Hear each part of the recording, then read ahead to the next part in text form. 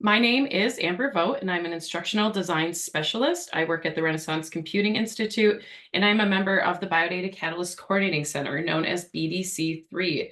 As an instructional design specialist, I work to ensure our investigators and our researchers feel supported while they're working on the ecosystem. There's a variety of things I do, but the things I really love doing is creating documentation, technical writing, training materials, and any other resources that help our investigators and researchers feel supported in their work and are able to accomplish the things they want to do. And today I want to talk to you a bit about citing and acknowledging BDC. So, are you doing research? Are you planning to do research? Maybe you've already done your research. Either way, we want to show it off. These are just a few of some of the latest published research that has happened using BDC. So you can see there's a breadth of things that people are doing, and there's many different places where they're being published. No matter what it is you're working on, get in contact with us because we might want to highlight you. We might want to show you off. And chances are, if you're doing heart, lung, blood, sleep research, if you're using the Recover data set or maybe something else, we do want to, make sure that the research you're doing makes it onto our website, makes it into other places where we can highlight it and just show off all the really good work that's happening on BDC.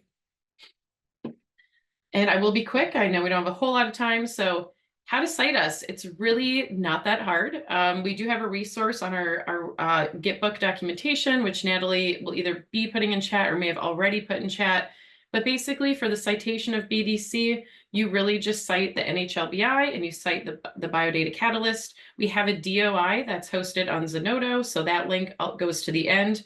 Again, there's documentation for this. No need to write this all down right now. It's easy to find.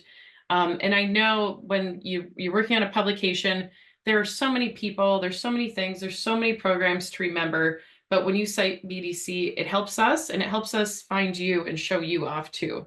So again, here's the citation, nothing too complicated. How to acknowledge BDC, again, very simple. The authors wish to acknowledge the contributions of the consortium working on the development of the NHLBI Biodata Catalyst ecosystem. This is also included in that same Gitbook documentation link. So if you are following along with slides or you get the slides later, it's part of this slide deck and very likely in the chat as well at this point. And about the Zenodo DOI, which I briefly mentioned. So in accordance with the FAIR principles, Zenodo follows the standard of issuing a DOI or digital object identifier for all deposited data sets, as well as any related materials.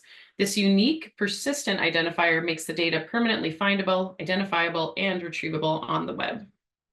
And if you want to see the Zenodo, this is a screenshot of it. It's pretty basic. If you're familiar with DOIs, this might not be too much of a surprise to you, but if you're not, here's just a little bit about it. And again, that DOI is linked in our Gitbook documentation. So let's see what an acknowledgement looks like.